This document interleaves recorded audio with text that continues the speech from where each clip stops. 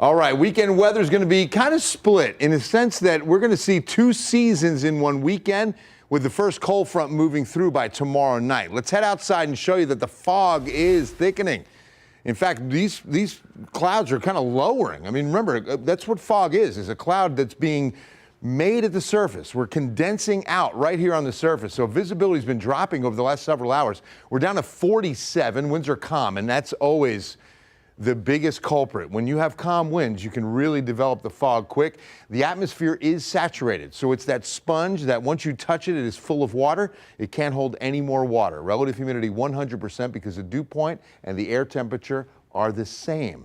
That is the definition of saturation. Notice, look at visibility.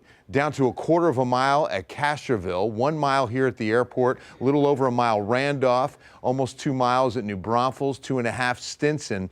And if I widen the view, you really see thick fog down to the south and east towards the coast for sure. It does lighten up as you get a little bit farther to the west. Today's numbers, San Antonio International are barely making out the runway lights. We hit 49 today. And look at that, closer to our average low. We should be hitting 67. We started with a chilly 37 this morning. Only a few showers actually materialized. Wouldn't even call them measurable really, maybe 1/10 of an inch off to the east. Not expecting temperatures to budge much. I mean, they're actually, here's what's interesting. They're going to go up overnight. We're expecting probably 52 or so as you get your Saturday started, but it will stay cloudy, and we're expecting some of this fog to still be a problem.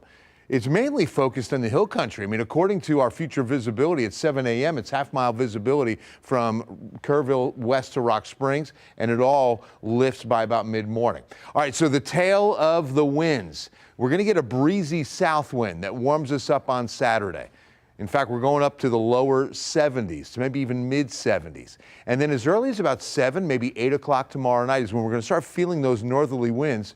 And that's going to be when we start feeling that colder air. Now, the winds will get gusty. Once we get to overnight and into Sunday morning, now we've got stronger north winds. So Saturday, breezy south winds warm us up, and then the colder north winds for Sunday. So we're going to start cloudy tomorrow. But don't be fooled. I mean, by probably noon to 1 p.m., we start seeing partly cloudy skies to a mostly sunny afternoon in the 70s. That's the first front swinging through. And the moisture, again, too far east to really impact us. And the second front, this is the one with the big blast of Arctic air. Now, it does look as though the moisture that comes with that next system next week will be out of the way when the coldest air gets here. Let's start with the weekend. 74 tomorrow. Then on Sunday, we start at 40, but only make it up to 59. So a big difference. A light freeze on Monday is close. And then we warm up for Tuesday with a 30% chance of rain Tuesday night. Moisture's out, big winds and very cold on Wednesday. Might stay in the 30s. Look at this Thursday low, mid-20s in the city. That's going to mean teens in the hill country, lower 20s in the outlying areas. We recover a bit. And what's interesting, the last 2 weekends of the month flip spots. A warm Saturday, a warm Sunday, a cold Saturday. They'll both even it out, right? Now, again, this is a pretty dry forecast. The only chance of rain that Tuesday, the 18th. Vinny?